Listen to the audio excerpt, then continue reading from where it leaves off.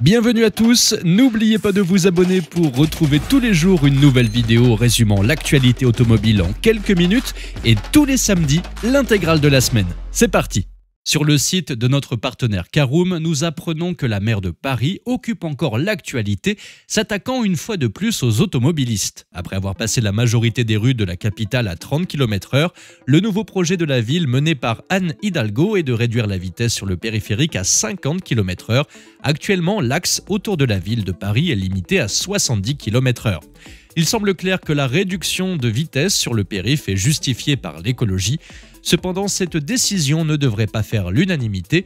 Premièrement, car l'axe est souvent chargé, ne permettant pas de rouler à cette vitesse. Deuxièmement, contourner Paris à 50 km/h lorsque la circulation est fluide, de nuit notamment, c'est une grande perte de temps. Le projet est d'abaisser la vitesse après le passage des Jeux Olympiques dans la capitale. La ville de Paris annonce une entrée en vigueur du plan dès le 14 septembre 2024. Si vous voulez en savoir plus, je vous invite à vous rendre sur le site de Caroom. Vous trouverez le lien dans la description et dans le premier commentaire épinglé sous la vidéo. Nous allons parler de la fin d'une ère chez nos amis allemands. Non, ce n'est pas la fin d'Alert Cobra, mais le tout dernier moteur thermique de BMW est sorti il y a quelques jours des lignes de montage à Munich. Et histoire de dire adieu au thermique en beauté, ce dernier moteur était un V8. Imaginez-vous les 1200 employés dans cette usine emblématique regardant le dernier moteur à combustion interne s'éloigner comme le dernier rayon de soleil d'une époque révolue. Adieu V8, adieu! Mais ne paniquez pas, car si les moteurs Made in Germany tirent leur révérence, BMW reste convaincu que le bon vieux moteur à explosion ne va pas disparaître comme une coccinelle dans un aspirateur avant 2035. BMW a simplement passé le relais à d'autres. Les V8 et V12, symboles de puissance, sont maintenant fabriqués en Angleterre, tandis que les 6, 4 et 3 cylindres sont désormais fabriqués en Autriche. Pendant ce temps, l'usine historique de Munich continuera à cracher des étincelles pour assembler les i4, les nouvelles i3 berline et break, et se prépare au lancement tant attendu des nouvelles Neue Klasse. Tout cela nous prépare tout de même au prochain chapitre de l'histoire de BMW, où les moteurs rugissants laisseront leur place aux doux murmures électriques. Le futur est en route, et mine de rien, c'est une sacrée page dans l'histoire de BMW qui se tourne. Parlons maintenant du Robotruck. Si le Tesla Cybertruck reste hors de portée pour votre portefeuille, voici donc la solution de secours, le Robotruck. Maintenant, ne vous méprenez pas, on ne parle pas d'une contrefaçon de Tesla bricolée dans le fond d'un garage avec du contreplaqué. Non, c'est un concept car qui a fait son entrée fracassante au très sérieux salon de l'auto de Los Angeles. ATEX, ça ne vous dit peut-être rien, et franchement moi non plus, mais cette jeune entreprise affiche des ambitions délirantes. Pour leur Robotruck, ils voient les choses en grand avec une autonomie de 885 km entre deux charges, le 0 à 100 km/h en 3 secondes 5 et pour couronner le tout, une vitesse de pointe de 200 km/h. Ce serait tout simplement trop beau pour être vrai. Et bien sûr, ils ne donnent aucun détail sur la batterie, le poids ou même la motorisation. C'est un peu comme si on nous disait qu'on pouvait devenir astronaute avec une boîte de céréales. ATEX assure que le prototype qu'ils ont présenté est bel et bien roulant, qu'il a déjà pris la route pour quelques séances d'essai, mais malheureusement, il n'y a aucune vidéo qui le prouve. Maintenant, est-ce que cet exercice de style va déboucher sur quelque chose de concret ? Franchement, on peut en douter, mais qui sait si par miracle ce Robotruck voit le jour en 2025 au prix annoncé de 40 000 $, vous pourrez vous vanter d'avoir été au courant. L'Italie, le pays de la passion, des pâtes, entre autres, et maintenant du nouveau-né Alfa Romeo, celui qui répond sous le mystérieux nom de code 966, ou aussi appelé affectueusement le Kid. On dirait qu'il va bientôt obtenir son baptême officiel, et selon plusieurs médias italiens, bien qu'on ignore d'où ils tiennent leurs infos, il semblerait que ce futur SUV soit baptisé Junior. C'est un hommage subtil, si on veut, à l'histoire d'Alfa Romeo, un clin d'œil à la Giulia GT Junior, la version cool et décontractée qui a su charmer un large public il y a plusieurs années. Jean-Philippe Imparato, le grand patron d'Alfa, avait révélé il y a quelques semaines que le nom serait italien, ancré dans l'histoire et la tradition de la marque. Tout cela confirme que Junior pourrait donc bien être son nom. Préparez-vous, en 2024, ce petit Junior sera présenté et sortira des lignes de production en Pologne aux côtés de la Fiat 600 et de la Jeep Avenger. Alfa Romeo proposera le Junior avec une version électrique de 156 chevaux et une version hybride avec un moteur 1,2 litre PureTech, et oui, avec micro-hybridation de 100 chevaux. un sérieux concurrent dans la jungle des SUV compacts. Cependant, il y a une ombre au tableau, ou devrais-je dire une tache de peinture qui ne plaît pas à tout le monde. Le design fuité il y a quelques semaines divise les opinions, tout comme le choix des moteurs. Mais attendons de voir si ce Junior est un prodige qui grandira bien ou s'il aura besoin d'une leçon de style. Et justement, en parlant d'électrique, quand vous optez pour une voiture avec ce type de motorisation, vous avez un avantage à l'assurance.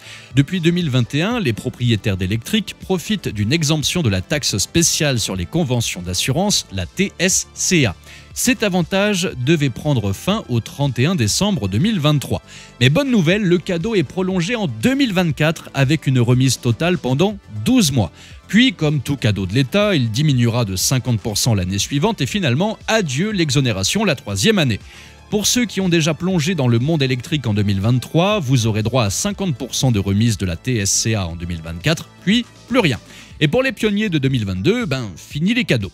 Et pour ceux qui bénéficieront du leasing social, la fameuse voiture électrique à 100 € par mois, l'exonération restera la même et sans limite de temps.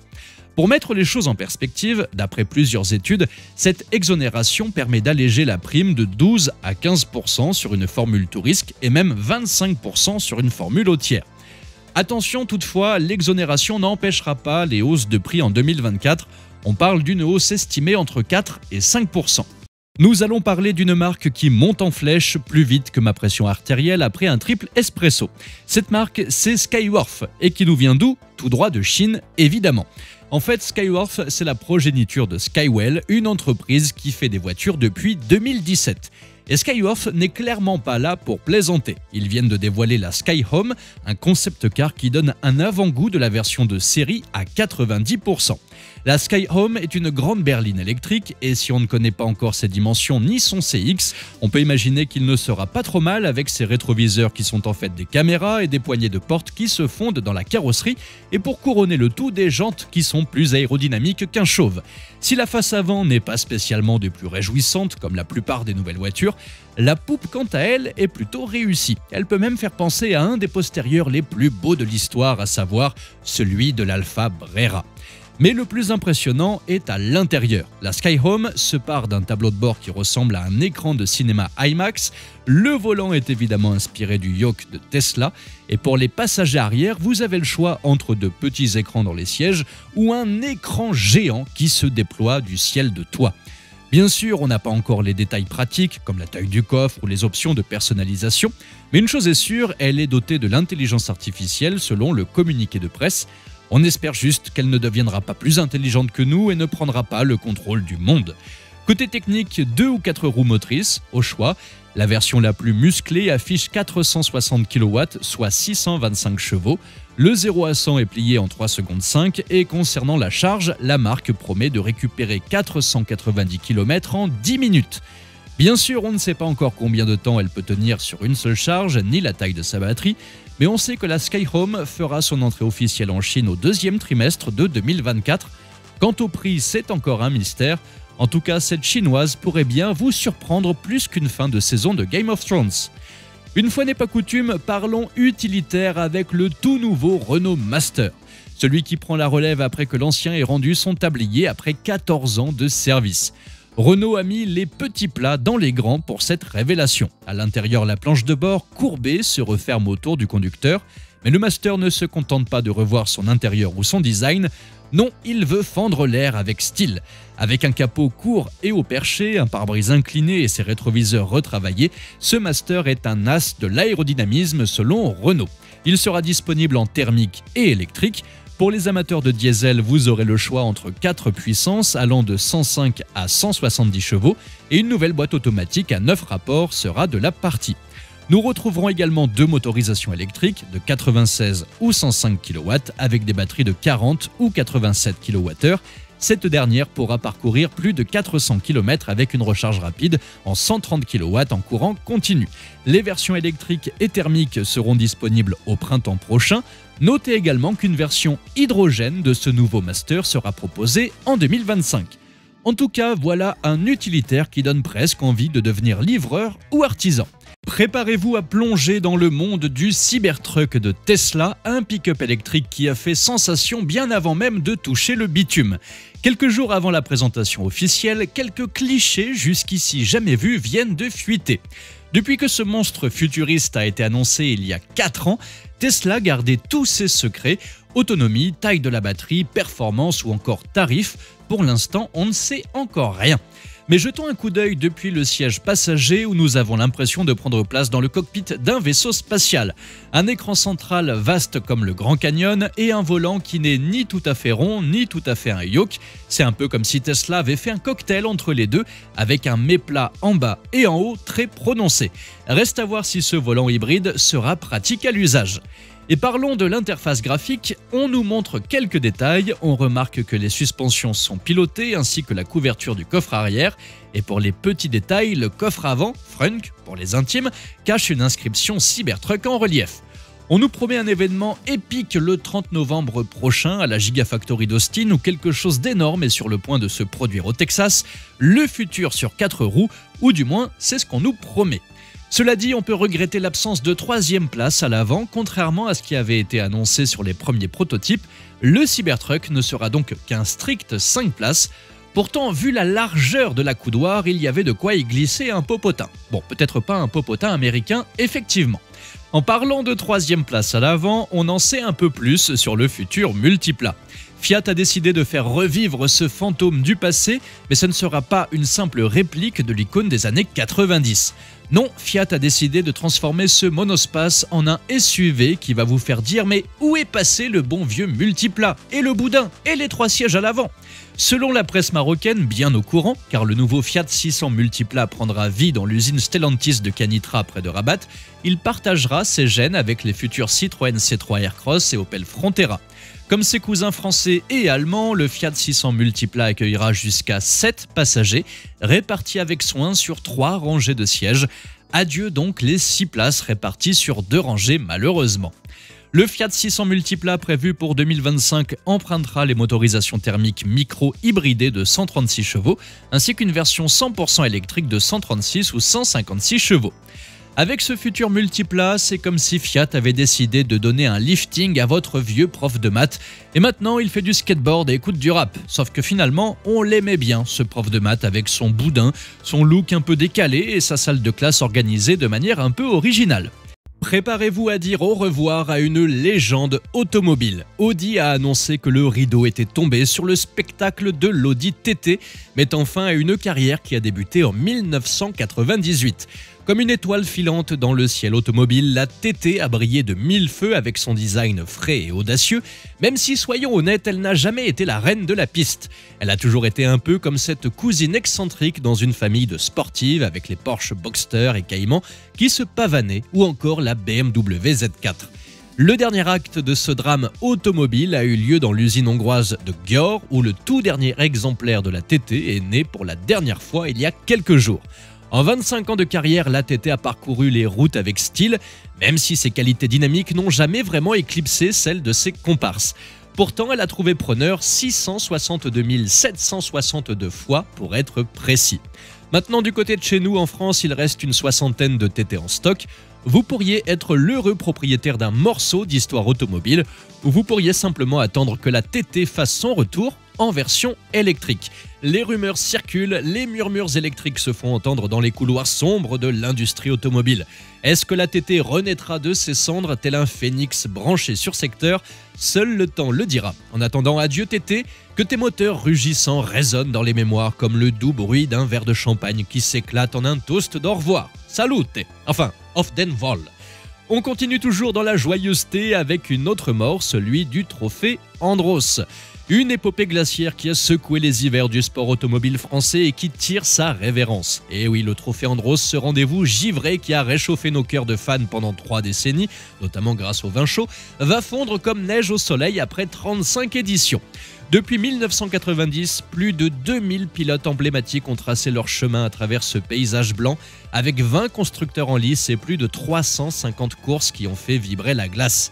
Pour cette 35e et ultime édition, le Trophée Andros va nous offrir ses derniers tours de piste sur 5 manches. Ça commencera en beauté du côté de Val Thorens les 9 et 10 décembre, puis une escale en Andorre les 15 et 16 du même mois.